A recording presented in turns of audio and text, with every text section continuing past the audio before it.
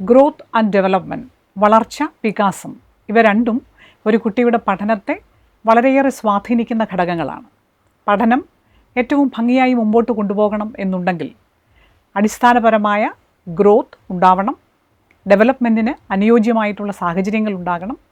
അധ്യാപകർക്ക് ഇതിനെക്കുറിച്ചുള്ള ധാരണകളുണ്ടെങ്കിൽ കുട്ടികളെ പല കാര്യങ്ങളിലും നന്നായി സഹായിക്കാൻ പറ്റും.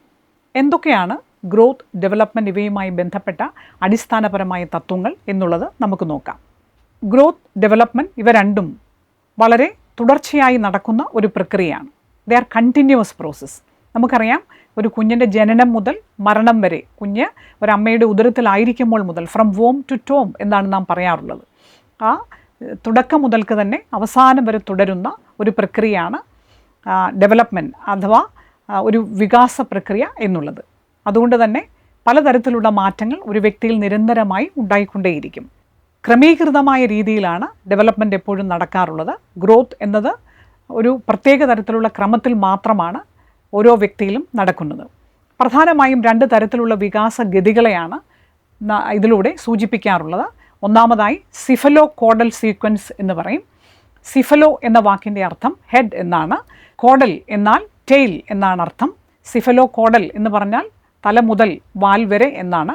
എങ്കിലും നമ്മളൊരു ശിശുവിൻ്റെ വളർച്ചയെക്കുറിച്ച് പറയുമ്പോൾ ഫ്രം ഹെഡ് ടു ടോസ് എന്ന് വേണമെങ്കിൽ പറയാം. ശിരസ് മുതൽ പാദം വരെ എന്നാണ് അർത്ഥമാക്കുന്നത്.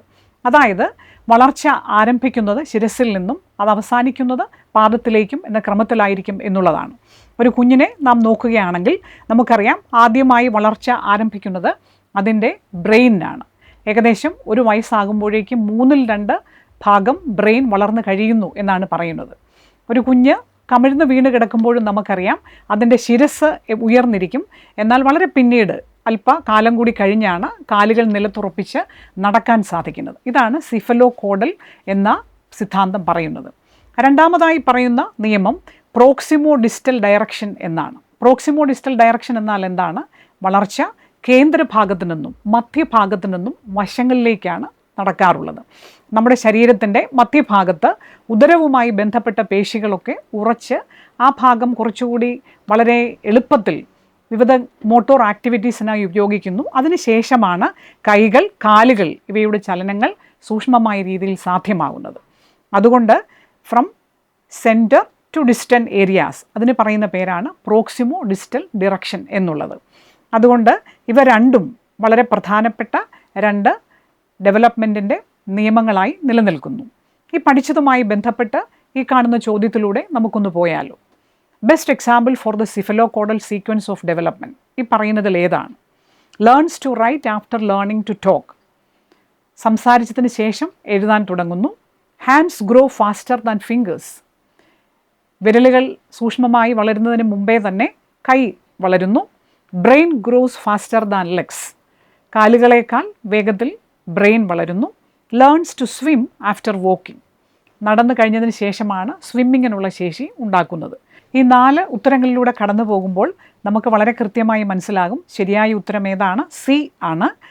നമ്മുടെ ബ്രെയിൻ കാലുകളേക്കാൾ വേഗത്തിൽ വളരുന്നു എന്നുള്ളതാണ് സിഫലോ കോഡൽ സീക്വൻസ് എന്ന ഡെവലപ്മെൻറ്റൽ പ്രിൻസിപ്പിളുമായി ചേർന്ന് നിൽക്കുന്നത്. അങ്ങനെയാണെങ്കിൽ ഇതിൻ്റെ ഉത്തരം എന്താകും? In children trunk develops before the limbs for motor activities. This sequence of development is known as what? കുഞ്ഞുങ്ങളിൽ ആദ്യമായി വളരുന്നത് ട്രങ്ക് റിലേറ്റഡ് ആയിട്ടുള്ള ഭാഗമാണ്, മധ്യഭാഗം. നെഞ്ച്, ഉദരം ഇവയുമോട് ചേർന്ന ഭാഗമാണ് കാലുകളേക്കാൾ കൈകളേക്കാളൊക്കെ മുമ്പേ വളരുന്നത്. ഇത് ഏത് പ്രിൻസിപ്പിളാണ് എന്നുള്ളതാണ് ചോദ്യം. A cephalo caudal, B cephalo motor, C proximo motor, D proximo distal. അപ്പോൾ കേന്ദ്രഭാഗത്തു നിന്നും ദൂരേക്കുള്ള ഭാഗത്തേക്കാണ് വികാസം സാധ്യമാകുന്നത്. അതാണ് നിയമം എന്നുള്ളതാണ് നാം പഠിച്ചത്. അങ്ങനെയാണെങ്കിൽ ഏറ്റവും അനുയോജ്യമായ ഉത്തരം ഇതിലേതാണ്? Proximo distal. From central to distant parts എന്നാണ് അർത്ഥം. അതുകൊണ്ട് ശരിയായ ഉത്തരം ഡി ആണ്. വിവിധ ഘടകങ്ങൾ വളർന്നുകൊണ്ടേയിരിക്കുമ്പോൾ, വികസിച്ചുകൊണ്ടേയിരിക്കുമ്പോൾ അവയെല്ലാം പരസ്പരം സമന്വയിക്കപ്പെട്ടിരിക്കുന്നു എന്നുള്ളതാണ് അടുത്ത സിദ്ധാന്തം.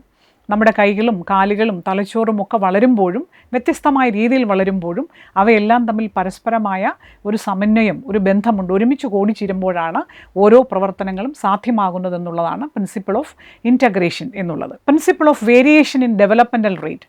നമ്മുടെ ശരീരത്തിൻ്റെ ഓരോ ഭാഗത്തുമുള്ള വളർച്ച വ്യത്യസ്ത തോതിലും നിരക്കിലുമാണ് നടക്കുന്നത് എന്ന് നമുക്കറിയാം. കൈകൾ വളരുന്നത് പോലെയല്ല നമ്മുടെ മുടി വളരുന്നത്, അല്ലെങ്കിൽ കണ്ണിനും മുഖത്തെ മറ്റ് ഭാഗങ്ങൾക്കും ഉണ്ടാകുന്ന വളർച്ച പോലെയല്ല കൈകാലുകളുടെ വളർച്ച.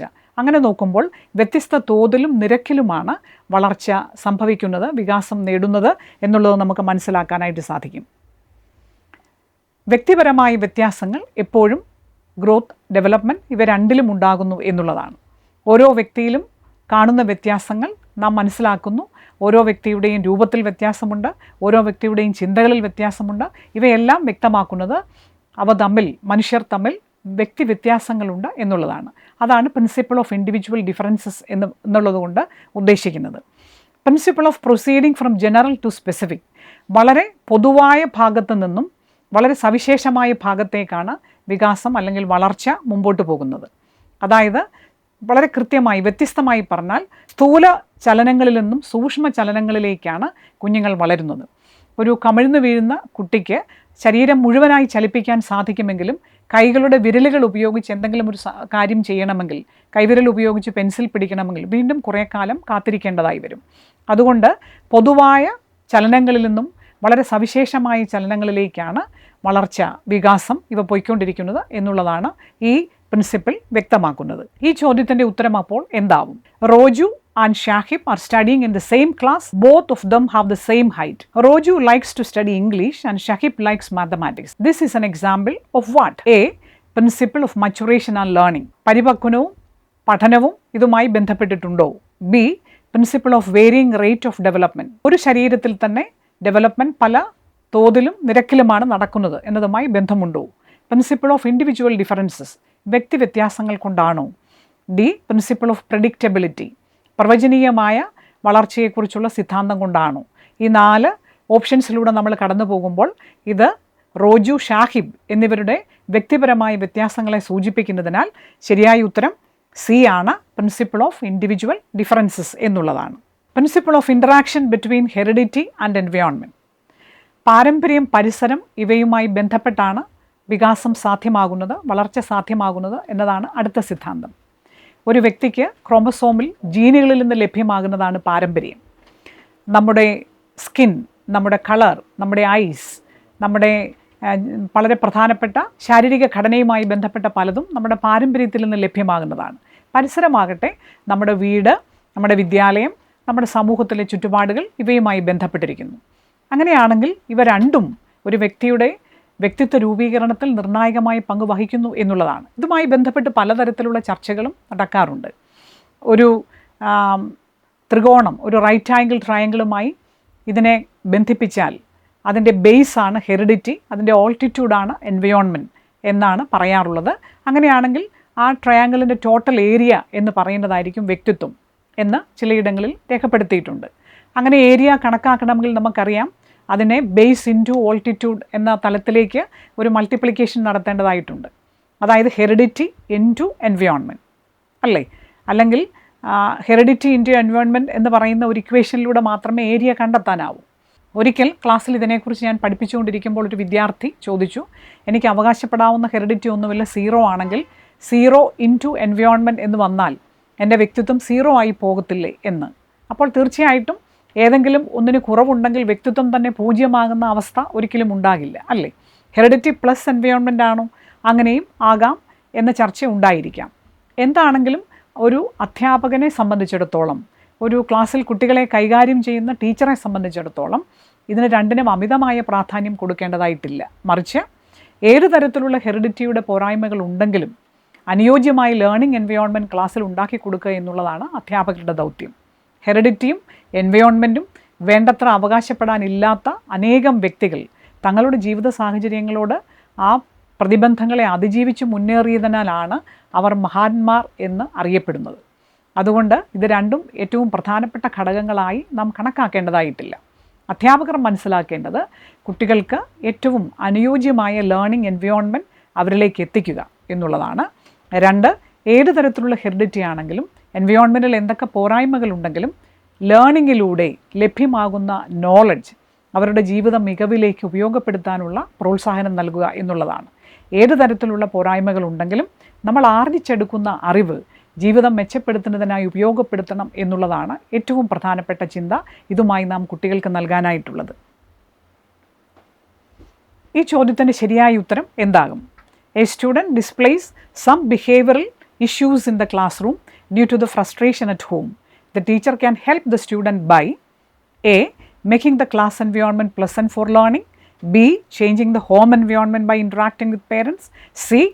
Changing the student to another class division. D. Advising the student to correct the behavior. കുട്ടിയുടെ ഹോം എൻവയോൺമെൻറ്റ് ഒരു ടീച്ചർക്ക് വീട്ടിലെത്തി മാറ്റുക അത്ര എളുപ്പമല്ലല്ലോ. കുട്ടിയെ ഒരു ക്ലാസ്സിൻ്റെ ഡിവിഷൻ മാറ്റി ഇരുത്തുന്നത് കൊണ്ടും വലിയ മാറ്റങ്ങൾ ഉണ്ടാകണം എന്നില്ല. അത് ശരിയായ ഒരു തീരുമാനം അല്ല. കുട്ടിക്ക് പെരുമാറ്റത്തിൽ മാറ്റങ്ങൾ ഉണ്ടാക്കണം എന്ന നിരന്തരമായ ഉപദേശങ്ങൾ നൽകാവുന്നതാണ്. എങ്കിലും ഒരു ടീച്ചർക്ക് ചെയ്യാൻ പറ്റുന്ന ഏറ്റവും എളുപ്പത്തിലുള്ള ഏറ്റവും അനുയോജ്യമായ മാർഗം എന്ന് പറയുന്നത് ഒരു വീടിൻ്റെ അസ്വസ്ഥതകൾ കുട്ടിയെ ഏതൊക്കെ തരത്തിൽ അലട്ടിയാലും ക്ലാസ്സിൽ ഏറ്റവും സന്തോഷകരമായ ഒരു പഠന സാഹചര്യം ഒരുക്കി കൊടുക്കുക എന്നുള്ളതാണ്.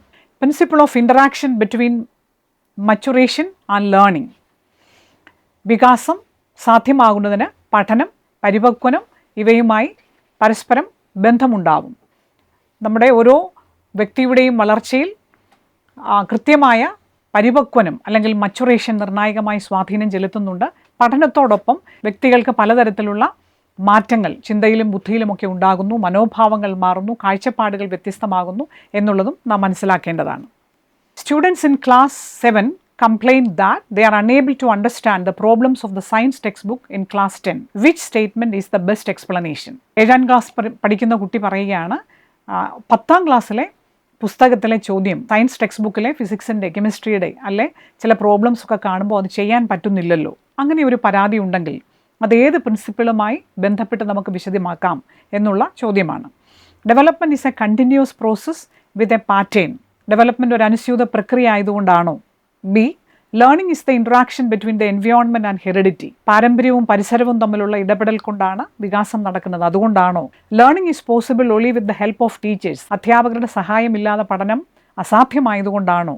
Maturation and learning are interrelated factors. പഠനത്തിന് അതിന് യോജ്യമായ ഒരു പരിപക്വനവും വേണം എന്നതുകൊണ്ടാണോ? അപ്പോൾ 8ാം ക്ലാസ്സിൽ പഠിക്കുന്ന കുട്ടിക്ക് 10ാം ക്ലാസ്സിലെ കാര്യം മനസ്സിലാകാതെ പോകുന്നു എന്നുള്ളത് 10ാം ക്ലാസ്സിന് യോജ്യമായ ഒരു പരിപക്വനത്തിലേക്ക്, മച്ചുറേഷൻ ലെവലിലേക്ക് കുട്ടി എത്തിപ്പെടാത്തത് കൊണ്ടാണ്. അതുകൊണ്ട് ശരിയായ ഉത്തരം എന്താണ്? ഓപ്ഷൻ ഡി ആണ്. Maturation and learning are interrelated factors എന്നുള്ളതാണ് ശരിയായ ഉത്തരം. Principle of spiral versus linear advancement. ഒരു നേർരേഖാക്രമത്തിലല്ല ഡെവലപ്മെൻറ്റ് മുമ്പോട്ട് പോകുന്നത്. ഒന്ന് കഴിഞ്ഞ് അത് അവസാനിപ്പിച്ച് അടുത്തതിലേക്ക്, അത് കഴിഞ്ഞ് അടുത്തതിലേക്ക് എന്ന ക്രമത്തിലല്ല, മറിച്ചൊരു സ്പൈറൽ ക്രമത്തിലാണ്. 7ാം ക്ലാസ്സിൽ പഠിച്ചുകൊണ്ടിരിക്കുന്ന ഒരു കുട്ടിക്ക് 6ാം ക്ലാസ് വരെ പഠിച്ചതെല്ലാം മറന്നിട്ട് മുമ്പോട്ട് പോവുക സാധ്യമല്ല. 4ലും 5ലും ഒക്കെ പഠിച്ച പല കാര്യങ്ങളും 7ാം ക്ലാസ്സിലും ഉപയോഗപ്പെടുത്തുന്നുണ്ട്. അധ്യാപകരായി ചിലപ്പോൾ നാം തന്നെ പറയാറുണ്ട്, 8ാം ക്ലാസ്സിലെ കുട്ടിക്ക് ബേസ് ഗണിതശാസ്ത്രത്തിൽ ഇല്ലാത്തതുകൊണ്ടാണ്, പല കാര്യങ്ങളെക്കുറിച്ചുമുള്ള അടിസ്ഥാനമില്ലാത്തതുകൊണ്ടാണ് മുമ്പോട്ട് പോകാൻ കഴിയാത്തത്. 8ാം ക്ലാസ്സിലെത്തിയിട്ടും ശരിയായിട്ടൊരു കുട്ടി എഴുതാൻ പറ്റാതെ വരുമ്പോൾ നാം പറയാറുണ്ട്, ആ കുട്ടിക്ക് ചെറിയ ക്ലാസ്സിൽ കിട്ടേണ്ട പലതും കിട്ടിയിട്ടില്ല എന്ന്. അപ്പോൾ വളരെ സ്പൈറലായി മുമ്പോട്ട് പോകുന്നു എന്ന് പറഞ്ഞാൽ മുൻപ് നാം സമ്പാദിച്ചിട്ടുള്ള, നേടിയിട്ടുള്ള എല്ലാ അറിവും കഴിവും പിൽക്കാലത്തും നമുക്ക് പ്രയോജനപ്പെടുത്തേണ്ടതായിട്ടുണ്ട്, ഉപയോഗിക്കേണ്ടതായിട്ടുണ്ട് എന്നുള്ളതാണ്. അതുകൊണ്ട് സ്പൈറൽ വേഴ്സസ് ലീനിയർ അഡ്വാൻസ്മെൻറ്റ് എന്നതാണ് ഡെവലപ്മെൻറ്റിൻ്റെ വളരെ പ്രധാനപ്പെട്ട പ്രിൻസിപ്പിൾ. ഡെവലപ്മെൻറ്റ് നമുക്ക് പ്രവചനീയമാണ്. ഒരു ഘട്ടം കഴിഞ്ഞാൽ അടുത്തതായി എന്താണ് ഉണ്ടാകുന്നതെന്നത് നമുക്ക് മുൻകൂട്ടി പറയാൻ സാധിക്കും.